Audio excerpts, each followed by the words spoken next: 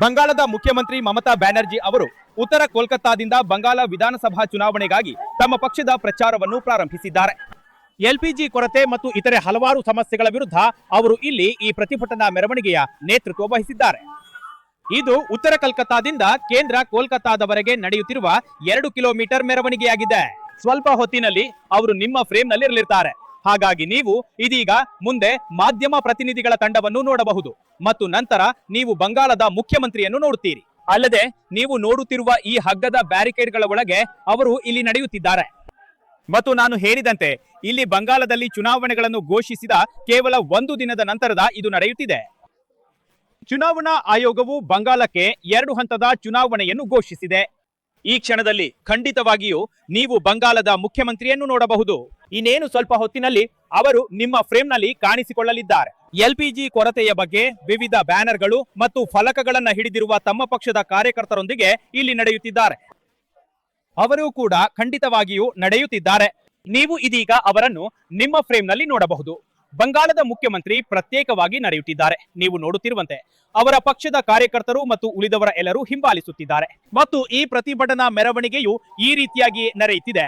ಬಹಳಷ್ಟು ಜನರು ಬಂಗಾಳದ ಮುಖ್ಯಮಂತ್ರಿಯೊಂದಿಗೆ ಅವರ ಬೆಂಬಲಿಗರು ಮತ್ತು ಪಕ್ಷದ ಕಾರ್ಯಕರ್ತರು ಎಲ್ಲರೂ ಈ ಪ್ರತಿಭಟನೆಯಲ್ಲಿ ಭಾಗವಹಿಸಲು ಇಲ್ಲಿ ಸಾಲುಗಟ್ಟಿ ನಿಂತಿದ್ದಾರೆ. ಬಹಳಷ್ಟು ಜನರು ಈ ಪ್ರತಿಭಟನೆಯ ಭಾಗವಾಗಿದ್ದಾರೆ. ಪಕ್ಷದ ಕಾರ್ಯಕರ್ತರು ಮತ್ತು ಇತರರನ್ನ ಒಳಗೊಂಡಂತೆ ಇಲ್ಲಿ ನೀವು ನೋಡಬಹುದು ಇತರ ತೃಣಮೂಲ ನಾಯಕರು, ಇತರ ಪಕ್ಷದ ಕಾರ್ಯಕರ್ತರು ಕೂಡ ಈ ಕಡೆಯಿಂದ ಈ 2 ಕಿಲೋಮೀಟರ್ ಉದ್ದದ ಮೆರವಣಿಗೆಗೆ ಸಾಗುತ್ತಿದ್ದಾರೆ.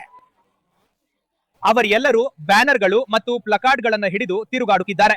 ಎಲ್ಪಿಜಿ ಕೊರತೆಯ ಬಗ್ಗೆ ತಮ್ಮ ಸಂಪೂರ್ಣ ಮೆರವಣಿಗೆಯ ಮುಖ್ಯ ಗಮನವು ಈ ಎಲ್ಪಿಜಿ ಕೊರತೆಯನ್ನು ದೊಡ್ಡ ರೀತಿಯಲ್ಲಿ ಪ್ರಸ್ತಾಪಿಸುವುದೇ ಆಗಿರುತ್ತದೆ ಎಂದು ಬಂಗಾಳದ ಮುಖ್ಯಮಂತ್ರಿ ಹೇಳಿದ್ದರು. ಮತ್ತು ಇಲ್ಲಿ ಅವರು ಅದನ್ನೇ ಮಾಡಿದ್ದಾರೆ. ಈಗಲೂ ನೀವು ನೋಡಬಹುದು ಇಲ್ಲಿರುವ ಈ ಹಗ್ಗಗಳು ಹೊರಗಿದ್ದು ಈ ಸಂಪೂರ್ಣ ಪ್ರತಿಭಟನಾ ಮೆರವಣಿಗೆಯನ್ನ ನೋಡುತ್ತಿರುವವರನ್ನ ಇಲ್ಲಿ ಮೆರವಣಿಗೆಯಲ್ಲಿ ಭಾಗವಹಿಸುತ್ತಿರುವವರಿಂದ ತಡೆಯೊಡ್ಡಿ ಬೇರ್ಪಡಿಸುತ್ತಿವೆ. ಮೇಡಮ್, ನಿಮ್ಮ ಹೆಸರೇನು ನಾನು ಕೇಳ್ಬೋದೆ? ನಿಮ್ಮ ಹೆಸರೇನು? ನನ್ನ ಹೆಸರು ಫರೀದಾ, ಕೌನ್ಸಿಲರ್ 138 ಕೋಲ್ಕತಾ ಮುನ್ಸಿಪಲ್. ಚುನಾವಣಾ ವಿಷಯವಾಗಿ ಈ ಎಲ್ಪಿಜಿ ಸಮಸ್ಯೆ ನಿಮ್ಗೆ ಎಷ್ಟು ದೊಡ್ಡದು? ಎಲ್ಪಿಜಿ ಮೋದಿ ಸರ್ಕಾರ ಬಂಗಾಳದ ಮೇಲೆ ಏನ್ ಮಾಡಿದೆಯೋ ಅದು ಬಹಳ ತಪ್ಪು ಮಾಡಿದೆ. ಇಡೀ ದೇಶ ಅನುಭವಿಸುತ್ತಿದೆ. ಅವರು ದೇಶದ ಜನರಿಗಾಗಿ ಯೋಚಿಸಬೇಕಿತ್ತು. ಇದ್ದಕ್ಕಿದ್ದಂತೆ ಹೀಗೆ ಬೆಲೆಯನ್ನು ಹೆಚ್ಚಿಸಲಾಗುವುದು ಎಂದು ನಂತರ ಔಟ್ ಆಫ್ ಸ್ಟಾಕ್ ಆಗಿ ಹೋಗುತ್ತದೆ. ಇದು ಬಹಳ ತೊಂದರೆಯ ವಿಷಯವಾಗಿದೆ ಮತ್ತು ನಮ್ಮ ಮಹಿಳೆಯರಿಗೆ ಇದು ಬಹಳ ತೊಂದರೆಯ ವಿಷಯವಾಗಿದೆ. ಬಿಜೆಪಿ ನಿಮ್ಮ ಮೇಲೆ ಮಹಾಕಾಡು ರಾಜ್ಯದ ಆರೋಪ ಮಾಡುತ್ತಿದೆ. ಕಟ್ಮನಿ ಇಲ್ಲದೆ ಟಿಎಂಸಿ ಕೆಲಸ ಮಾಡುವುದಿಲ್ಲ ಮತ್ತು ಬಂಗಾಳದಲ್ಲಿ ಮಹಾಕಾಡು ರಾಜ್ಯ ಇದೆ ಎಂದು ಹೇಳುತ್ತಿದೆ. ನೀವೇನ್ ಹೇಳ್ತೀರಿ? ಯಾರು ಹೇಗಿರ್ತಾರೋ ಅವರು ಇತರರ ಬಗ್ಗೆ ಹಾಗೆ ಯೋಚಿಸ್ತಾರೆ. ಅವರ ಸರ್ಕಾರ ಎಲ್ಲೆಲ್ಲಿ ನಡೀತದೆಯೋ ಅಲ್ಲೆಲ್ಲ ಈಗಾಗ್ಲೇ ಕಾಡು ರಾಜ್ಯ ನಡೀತಿದೆ. ನೀವು ನೋಡಿದಿರಿ, ಬಂಗಾಳವು ಶಾಂತಿಯ ಒಂದು ಪೀಸ್ಫುಲ್ ಸ್ಥಳವಾಗಿದೆ. ವಿಶ್ವದ ಮಾನವರಿಗೂ ತಿಳಿದಿದೆ ಕೋಲ್ಕತಾ ಮತ್ತು ವೆಸ್ಟ್ ಬೆಂಗಾಲ್ ಅತ್ಯಂತ ಸೇಫ್ ಸ್ಥಳವಾಗಿದೆ ಎಂದು. ಇದು ತಿಳಿದಿದ್ರೂ ಸಹ ಅವರು ಈ ರೀತಿ ಹೇಳಿದರೆ ಅದು ಬಹಳ ನಾಚಿಕೆಗೇಡಿನ ವಿಷಯ. ತುಂಬಾ ಧನ್ಯವಾದಗಳು. ಈ ಪ್ರತಿಭಟನಾ ಮೆರವಣಿಗೆಯಲ್ಲಿ ಭಾಗವಹಿಸುತ್ತಿರುವ ಬಹಳಷ್ಟು ಜನರು ಇಲ್ಲಿದ್ದಾರೆ. ಇಲ್ಲಿರುವ ಈ ಜನರಲ್ಲಿ ಕೆಲವರು. ಮೇಡಮ್, ನಿಮ್ಮ ಹೆಸರೇನು? ಮೇಘಾ ಚೌಧರಿ. ನೀವು ಟಿಎಂಸಿ ಬೆಂಬಲಿಗರು. ನೀವು ರ್ಯಾಲಿ ನೋಡುತ್ತಾ ಇದ್ದೀರಿ? ಹೌದು, ಖಂಡಿತ. ದೀದಿಯ ಜೊತೆ ಇದ್ದೇವೆ. ಈ ಎಲ್ಪಿಜಿ ವಿಷಯ ಇದೆಯಲ್ಲ, ಇದು ನಿಮ್ಗೆ ಎಷ್ಟು ದೊಡ್ಡ ವಿಷಯ? ನಮ್ಗಂತೂ ಅಡಿಗೆ ಮಾಡೋದಕ್ಕೆ ತುಂಬಾ ತೊಂದರೆ ಆಗತ್ತಾ ಇದೆ. ಗ್ಯಾಸ್ ಬೇಕಲ್ಲವೇ? ನಾವ್ ಯಾವಾಗ ಅಡಿಗೆ ಮಾಡೋದು? ಹೇಗೆ ನಮ್ಮ ಕುಟುಂಬವನ್ನ ವ್ಯವಸ್ಥಿತವಾಗಿ ಮುನ್ನಡೆಸುವುದು? ಸಮಯವನ್ನ ಪಾಲಿಸಬೇಕಾಗುತ್ತದೆ. ಮಕ್ಕಳಿಗೆ ಶಾಲೆಗೆ, ಆಫೀಸ್ಗೆ ಹೋಗಲು ಅಡಿಗೆ ಮಾಡಬೇಕು. ಎಲ್ಲರೂ ಅವರವರ ಪಾಡಿಗೆ ಸ್ವತಂತ್ರರು. ಅವರವರ ಸಮಯಕ್ಕೆ ತಲುಪಬೇಕು. ಇದು ನಿಜಕ್ಕೂ ಒಂದು ದೊಡ್ಡ ವಿಷಯ. ಆದರೆ ಕೆಲವರು ಇದು ಬಿಜೆಪಿ ಸರ್ಕಾರದ ಜವಾಬ್ದಾರಿಯಾದರೆ ರಾಜ್ಯ ಸರ್ಕಾರದ ಜವಾಬ್ದಾರಿಯೂ ಇದೆ ಎಂದು ಹೇಳುತ್ತಾರೆ.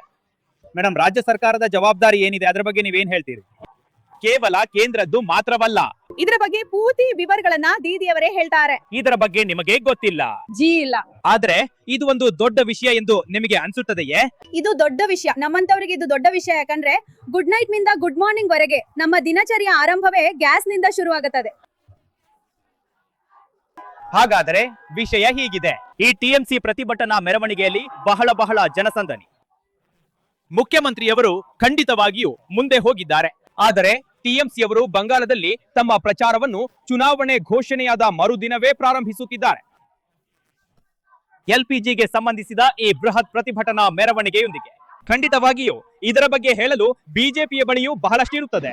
ಅರ್ಮುಜ್ ಪ್ರಣಾಳಿಯ ಸಮಸ್ಯೆಯನ್ನು ಕೇಂದ್ರವಾಗಿಟ್ಟುಕೊಂಡು ಮಮತಾ ಬಂಡೋಪಾಧ್ಯಾಯ ಅವರು ಪಶ್ಚಿಮ ಬಂಗಾಳದ ಜನರಿಗೆ ಕಲ್ಲಂಗಡಿ ತಿನ್ನಿಸಲು ಪ್ರಯತ್ನಿಸಿದರೆ ಆಗ ಜನರು ಏನು ತಿನ್ನುತ್ತಾರೆ? ಮಮತಾ ಬ್ಯಾನರ್ಜಿ, ಜನರು ಗ್ಯಾಸ್ ತಿನ್ನೋದಿಲ್ಲ. ಪಶ್ಚಿಮ ಬಂಗಾಳದ ಜನರು ರಾಜಕೀಯ ಪ್ರಜ್ಞೆ ಉಳ್ಳವರು, ಶಿಕ್ಷಿತರು, ಮೂರ್ಖರಲ್ಲ. ಬಡವರಾಗಿರ್ಬೋದು, ಆದರೆ ಮೂರ್ಖರಲ್ಲ. ಈ ದೇಶದ ಕಷ್ಟ ಕಾಲದಲ್ಲಿ ಏನಾದರೂ ಸಮಸ್ಯೆ ಉಂಟಾದ್ರೆ ಜನರು ಬೆಂಬಲಕ್ಕೆ ನಿಲ್ಲುತ್ತಾರೆ, ಟೀಕೆ ಮಾಡುವುದಿಲ್ಲ. 2 ದಿನಗಳಲ್ಲಿ ಎಲ್ಲಾ ಸಮಸ್ಯೆಗಳು ಬಗೆಹರಿಯುತ್ತವೆ. ತೃಣಮೂಲವೇ ತನ್ನದೇ ಸಮಸ್ಯೆಯಲ್ಲಿ ಸಿಲುಕಿಕೊಂಡಿದೆ. ಅದಕ್ಕಾಗಿಯೇ ಮುಖ್ಯಮಂತ್ರಿ ರಸ್ತೆಗೆ ಇಳಿದಿದ್ದಾರೆ. ಆದರೆ ಈ ಕ್ಷಣದಲ್ಲಿ ಕೋಲ್ಕತಾದಲ್ಲಿ ಟಿಎಂಸಿ ರ್ಯಾಲಿಯೇ ಕೇಂದ್ರ ಬಿಂದುವಾಗಿದೆ.